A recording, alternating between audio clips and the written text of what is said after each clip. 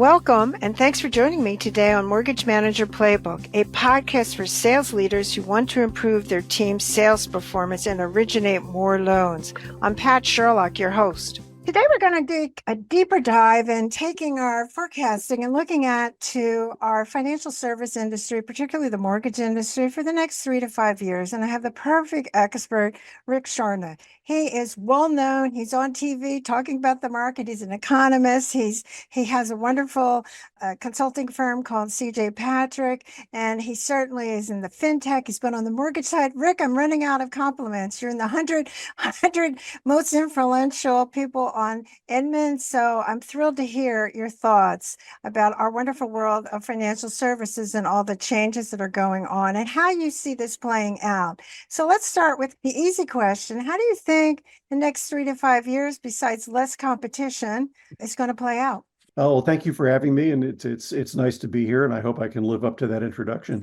Yeah, the next 3 to 5 years are going to be challenging for the mortgage industry. It's very likely that we're going to see another few years at least of relatively low home sales and a lot of competition for the purchase loan activity that's out there. And until we start to see mortgage rates come down, we're probably not going to see much in the way of a refi market. For what it's worth, I don't believe we're likely to see a home price crash, which is good news for lenders, particularly those with large servicing portfolios. But I do think if you go back to the 80s and 90s, there are probably similar cycles where there's been some sort of economic shock. In this case, it was a doubling of mortgage rates. And instead of a crash, what you saw in both cases was a 2 to 4 year period where it was just a boring housing market. You saw sales go up marginally, you saw prices go up and down within a fairly tight band. And I think that's really what the mortgage companies are in store for the next couple of years. I do have some concerns about overreach by the regulators. There's been some recent noise coming out of DC about the need for more oversight and more regulatory compliance for servicers, and particularly those for non-bank servicers. And I'm a little bit concerned that we might see steps taken that inadvertently wind up putting too much stress on that part of the market. But long answer, sorry, to a short question, but I think it's going to be a tough few years for the mortgage industry while the market kind of slogs through this transition. Well, I'm interested, Rick, on your thoughts on, especially on, since you've been involved with the fintech world, and certainly when you look at the mortgage world and mortgage lenders, the technology usage has actually, they've invested millions and actually lots more than that on investing in new technology, but it hasn't really played. The cost of production obviously is sky high. A large part of that on the sales side is roughly based on base compensation. And so, how do you see all this playing out? They always talk about innovation, but it doesn't seem to actually translate into much. I'm chuckling because in a past life, I remember seeing advertising from a company that said innovation is our plan for tomorrow. And I thought they have no idea how bad that line really was. Yeah, the mortgage industry has spent a ton of money on the front end of their systems. And I think you can either blame or give credit to Rocket Mortgage back at the time for making the digital front end really kind of the table stakes for mortgage companies in the business. And after Rocket launched, so to speak, we've had all of the other mortgage companies kind of fall in line. You saw third-party vendors like Blend come into the space. Right. And everybody really focused on having that digital front end. It became a little bit of a me too, but if you didn't have it, it was noticeable. And with millennials and Gen Z borrowers going to be the bulk of the folks taking out loans going forward, you needed that technology. What we haven't seen is similar progress in the back end, the plumbing, if you will. And so I think we're probably going to talk about AI as we go forward a little bit in today's conversation. But the platforms, the loan origination platforms, the servicing platforms that are out there are decades old technology. I kid people that the good news is hackers can't break into them because none of them know how to do COBOL programming. So I do think we're going to see some technology work its way into the system. We're starting to see some new players coming into the market, whether it's companies like Sagent who are kind of reinventing their platform, Hmm. or it's Hmm. companies like Accelerus or Aspen Grove that are coming in with completely new systems. But it's very difficult for these lenders to migrate from an Hmm. existing system to a new system. Hmm. And the companies that have provided these legacy systems, for whatever reason, haven't been in a hurry to update them. So it's a little bit difficult. And now the challenge that these companies have is it's tough to invest millions of dollars during a period where your loan volume is historically low. So, Hmm. it's kind of a double-edged sword in this market, Pat. When business is really good, Yeah. you're too busy to change your platform. And when business is bad, you're not making enough money to change your platform. So I guess we're waiting for that Goldilocks period when there's just enough business that you're able to invest, but not disrupt things. And I guess for a lot of lenders, we're not there right now.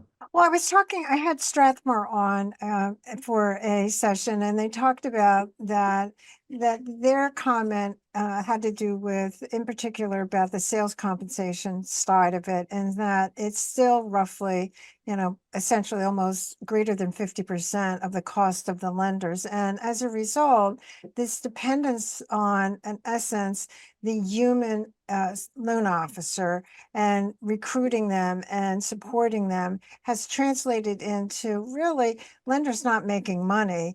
My question to Strathmore is why haven't, especially in pain, why haven't lenders made a bigger leap into actually kind of addressing some of the things you're talking about? There are a couple of reasons. One is it's the we've always done it that way syndrome. Sure. The other is, candidly, a good loan officer historically has kind of paid for him or herself. Right. And so a lender tends to go to that loan officer who's either really good at prospecting or has an enormous database of contacts that he can get leads from, or is just really good at closing. And so you're willing to pay. And this, by the way, is not peculiar to the mortgage industry. This Sure. you Hmm. you know sales, so this is Sure. true for any industry. You tend to pay more to the salesperson who earns their keep, and so sales managers very often make less than their best salespeople, and are okay with that because of the amount of volume a salesperson brings in. I think where you could see some change going forward is if we provide better tools, better technology that minimizes the reliance you have on that individual to be able to prospect, secure, and Hmm. close the deal. The more of that you can automate or use Hmm. technology for, the less reliant you are and the less you're likely to have to overpay. And that's again not diminishing the value these salespeople bring to the party, Sure. but the reality is that in a lot of ways, again, we're still dealing with kind of antiquated processes and systems Hmm. that very, very heavily rely on that human interface. Well, that raises the questions, and one of my favorite topics have to do with banks. The banks and certainly the depositories have the opportunity to actually tap into their database and use that as a selling vehicle. I rarely see banks actually doing that. They talk about it, but doing it is another thing. And it leads itself to really not recognizing that the mortgage product is kind of the first step into the world of bringing more deposits into your company and so forth. So what do you see in that, and why haven't banks really made the investment to actually use their own database? I think you and I should probably go off on a retreat somewhere and write this all up, and we can we can Yes. we can sell the real answer and retire on some secluded island in the Caribbean. It's an age-old question, and Right. at the risk of overgeneralizing drastically, fact is historically banks haven't been very good at marketing, period, full stop. Right. And as evidence of that, look at the mortgage business. The most recent numbers I've seen came out at the end of 2022, and they show that about two-thirds of all mortgage originations Hmm. were from non-bank lenders. That's up over the last decade from, less than 30% to now almost 70% of the mortgage Right. business going to companies that are not banks, who are much better at marketing, either going direct to consumer or marketing through other channels. The banks have had that huge advantage Mm-hmm. in terms Mm-hmm. of having that Mm-hmm. database of prospects and customers and have not leveraged it for one reason or another. But I think part of it too, to be honest, is that a lot of the major depository institutions are still kind of licking their wounds from the Great Right. Recession and have kind of backed out of the mortgage business. If Right. they're in the mortgage business, in a lot of cases, they're doing wholesale lines for other lenders or they're Mm-hmm. buying loans on the secondary market, but they have consciously decided to step back from the mortgage industry because either of the risk or because of over regulation by government regulators or headline risk if they ever have to foreclose on somebody, God forbid. So it's partly by design and partly because candidly they're just not as good at doing some of that marketing as some of their more nimble competitors are. Well, it's interesting you say that because one of my big peeves, I guess, is to talk about the world of that I do see with financial institutions, particularly depositories, that they really don't value selling. They talk about selling, Yeah.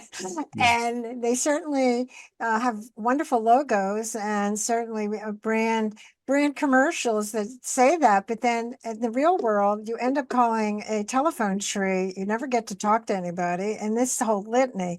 So from that standpoint, do you really see banks kind of making, will they ever change that dynamic where we're talking about that this becomes a much more important product for them than it has been?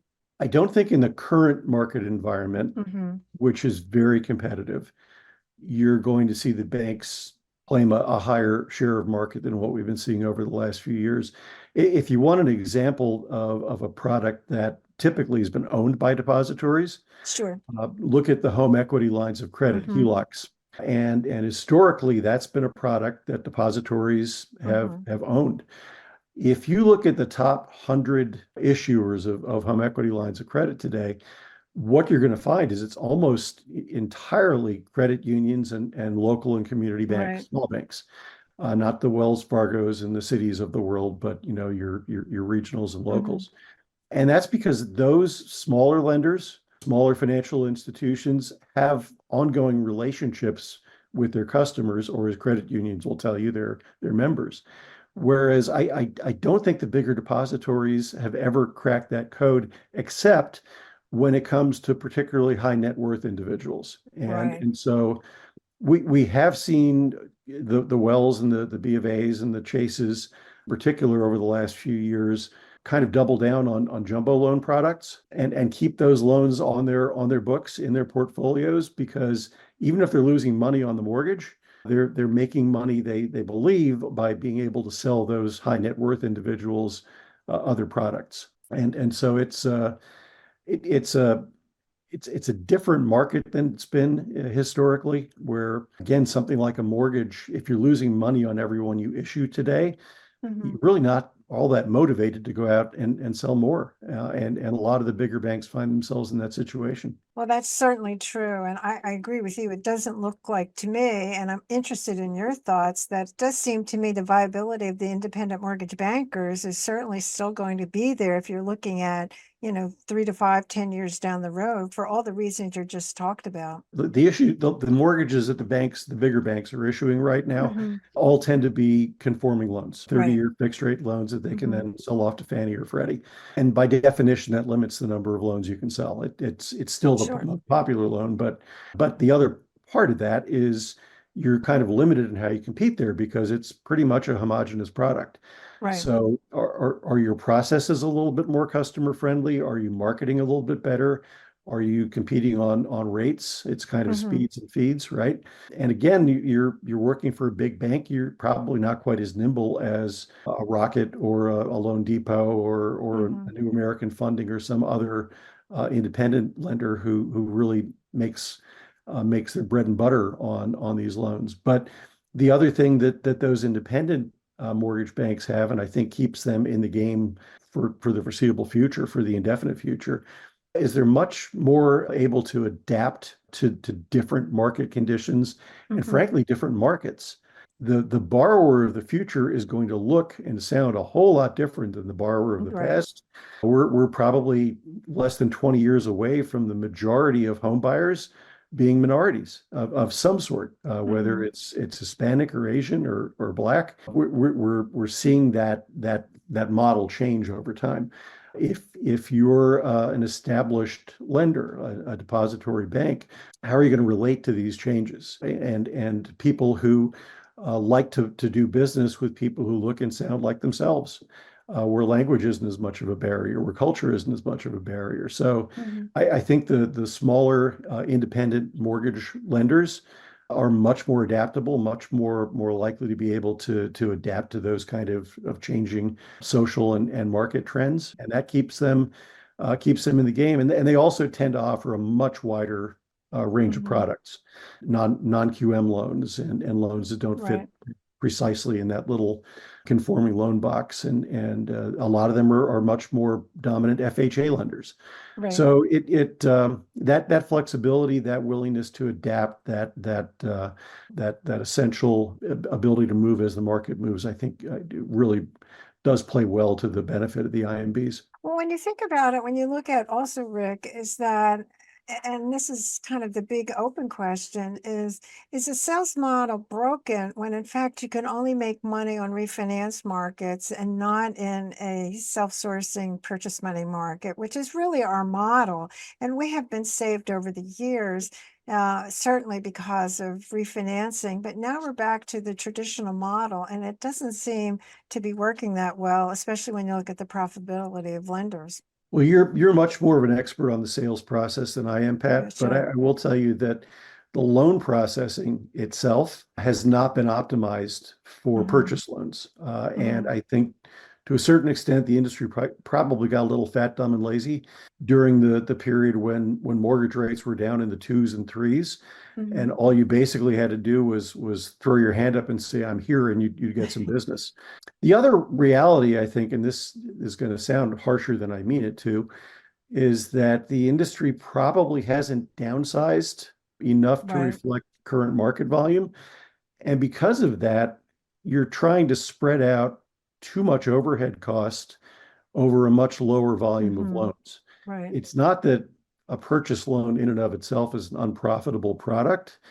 It's that your organization is unprofitable because you haven't Mhm. adjusted the size of your operating structure. You haven't adjusted your expense structure to reflect the new world of the volume that you have available. And one of the interesting things from the Mortgage Bankers Association, Pat, is that if you look at Hmm. lenders in the mortgage space that are profitable, a Hmm. much higher percentage of the profitable lenders are the ones who have their own servicing. So, Hmm. and the ones without servicing are having a harder time being profitable just on the origination volume. It's the overall structure of the lending institution, I believe, more than it is necessarily just the sales process that becomes an issue. Well, I think you're exactly right. And actually, data from Jeff Walton's Ingenious company, he's showing that the bottom 50%, and this is throughout the industry, are only generating 12% of essentially Right. production. And so it is a mystery of life that they did not actually downsize fast enough under, I guess, the hopes of a refinance market coming back or something like that. And it just seems is that we've seen this story before. So what have we Well, learned? and what we haven't seen yet in Hmm. large numbers, but I think we will continue to see over the next couple of years is more and more contraction in the industry. Sure. We're seeing companies going out and either buying some of those smaller companies just to expand maybe their geographic Hmm. reach, or they're just absorbing these lenders, these institutions that have decided to shut their doors. So yeah, I'm not going to Hmm. sell my company to you because I'm not making enough money for it to be an Hmm. attractive purchase. But why don't you just take on, parts of my staff, parts of my business, and append them to yours? And I think we'll see more of that over the next few years. To your point, Hmm. if the bottom 50% are only doing 12% of the business, we know how that movie is going to end, and it's just a question of when. So that raises the bigger question when you're looking, and I've heard many of your forecasts that are actually more accurate than what I see from some of the institutions that that's their job. And so when you look at the housing market itself, and I'm very much interested in you kind of talking about you see opportunities in local markets and kind of a strategy that's much different than like we're going to be everywhere, every place. So could you talk about that? If you look at things that are going on, again, this is looking at Hmm. society, not necessarily looking at things that lenders Hmm. typically look at. We're seeing a lot of migration patterns that are very unusual in the country compared to what we've seen in the past. A Hmm. lot of people moving out of high price, high tax regions of the Hmm. country Hmm. because they can't afford to buy a house there, and Hmm. they'd like to be homeowners. Job mobility has made a big difference there. So when I'm talking to either lenders or even real estate investors, I tend to tell them the same thing: follow the population. Where you see Hmm. population growth happening, where you see job growth and wage growth happening, you're very likely to see a pretty strong real estate market, whether that's rental properties or home sales. And you're seeing builders actually follow those trends as well. And a lot of the new construction is taking place in those markets. So there's an old joke that Sam Kinison, the late comic, used to talk about in Africa. He said, go where the food is. And I look at the same thing here: go where the people are, go where the jobs are, and you see those things moving. I tell the story anecdotally. I have an adult son living at home. He's getting married in September. He's a teacher. His wife to be is an attorney. And they came to me a couple of weeks ago and sat me down and said, "Hey, you do this for a living. What states should we be looking at to move to so we can eventually own a house?" Because the median price of a home being sold in California right now is about $800,000. And they know that's not a good place for a first-time home buyer to shop. So I think that conversation is going on in a lot of households down the Hmm. California coast, Pacific Northwest, Hmm. markets like Austin and New York and Chicago and Miami, and people are moving where they can afford to buy. So when you look at this issue of affordability, obviously it comes back to down payment. And so with the housing values high, then you're talking about obviously the amount has to be saved is certainly not in proportion. I mean, in Yeah. other words, with people's income. So how do you see this playing out? Again, if you go to YouTube, you'll see dozens and dozens of people breathlessly talking about the coming home price crash Right. because of affordability issues, and there's just Hmm. nothing in the data that suggests that. We still have more demand than supply. We have another 2 or 3 years where we're going to have record numbers of people getting to prime home buying age, prime household formation age. So Hmm. demographics weigh very strongly in favor of a continuing strength of demand in the housing market. I think it will take a few years for things to normalize. Again, I Hmm. think we saw home prices spike when mortgage rates dipped, and Hmm. I think that pulled forward a lot of demand that would have been happening now or Hmm. a year from now when people jump to take advantage of those low mortgage rates. I think it's just going to take time, Pat. I think we are going to continue to see people move away from those higher priced areas. The people that are moving into those high priced areas tend not to be first time home buyers. They're people who have accumulated equity in their current Right. property and are leveraging all that equity to make a pretty hefty down payment. One of the things we didn't talk about but that is a concern of mine, and it's related to your down payment question, is what's going on with compensation in the realtor community, and the fact that we're now decoupling buyer's agent compensation Right. from listing agent compensation. That may eventually be a good thing for home buyers and home sellers. My fear is that right now, what it's going to do is put even more of a financial burden on home buyers. In the Hmm. past, you were technically you were financing the buyer's agent Right. compensation Hmm. because you were getting the loan and the funds were coming out of the loan. You're not allowed to finance a buyer's agent fee according to today's mortgage rules, but you're going to have to pay them somehow. And if you can't get the seller to do that for you, Hmm. you're going to have to come out of pocket. So now home prices are at almost an all-time high. Right. Mortgage rates are double what they were a couple of years ago. You need Hmm. a lot of money for a down payment. And now you're going to be required to come out of pocket, pay your agent as well. Or worse, you're going to wind up going into a deal unrepresented, which is just nobody's idea of a good time. So I am a little bit concerned about buyers and the stress on Hmm. buyers in the next couple of years till this all gets settled out. And I guess that ties together with the NARN settlement and what your thoughts on that. It obviously looks like that it's going to happen soon, although the date seems to be changing. But what are your thoughts on how that's going to play out for the real estate world? I think you'll see a lot of attrition among Hmm. the rank and file in the realtor community. But to be honest, there frankly are too many real estate agents for the amount of volume we have. We sold 4 million existing homes last year. There were 1.6 million registered or licensed realtors. Right. Hmm. That's that's if everybody did deals, that'd be 2 deals per realtor a year, which, tough to make a living doing that in Nebraska. Yeah. So I think we're going to have some fallout there. I think we will see more informed consumers when it comes to what it costs to buy and sell a house. I do think ultimately the compensation for realtors in a given deal will come down. I wouldn't be surprised to see entirely new methods of compensation. For example, a realtor I was talking to came up with kind of a menu of tasks they could do. And they would do everything on the list for, a certain percentage of commission on the sale, or they would do this much for negotiating your contract. They would do this much for reviewing the disclosures. They would do this much for staging or for, Mhm. negotiating or whatever it might be. And I think we'll wind up seeing something like that. But in the interim, I'm afraid it's going to be kind of messy, and I'm not sure what advice to give buyers. But I do know I've talked to listing agents, dozens and dozens of listing agents who are basically having their sellers are telling them, this is what I'm going to pay, and I'm not doing anything to pay for the buyer's agent. So, they got to figure that out. So it's there's going to be a period of uncertainty and messiness for a while until we figure out what the new model is going to look like. Well, I think that's a great point to end on because I have to have you come back. And so, a couple takeaways, Rick, for our listeners today that you would like to share.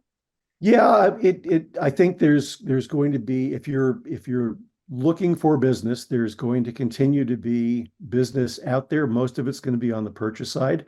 Hmm. I think the point that Pat made earlier is worth hammering home.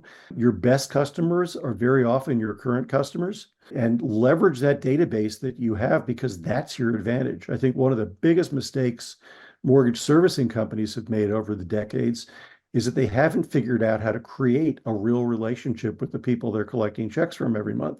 Right. But boy, there's an installed base of people that are credit worthy, that are making payments on time, probably have equity in their properties, and are opportunities for either a home equity line of credit, a home equity loan, or maybe a refinance or new purchase down the road.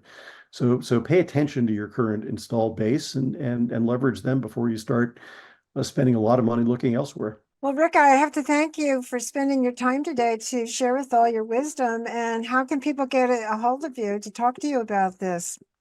You can certainly find me on LinkedIn and Twitter. I'm Rick Sharga at both, so I'm not too hard to find. You can check out my website, which is cjpatrick.com, and you can find me on really good podcasts like Pat's.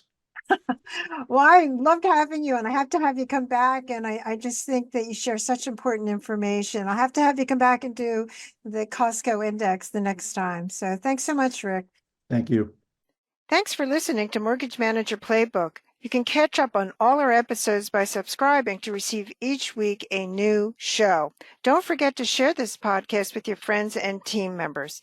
If you're looking to increase production, call me to discuss my prospecting sales training program, Ramping Up Realtor Referral Sources. Check out my website, www.patsherlock.com.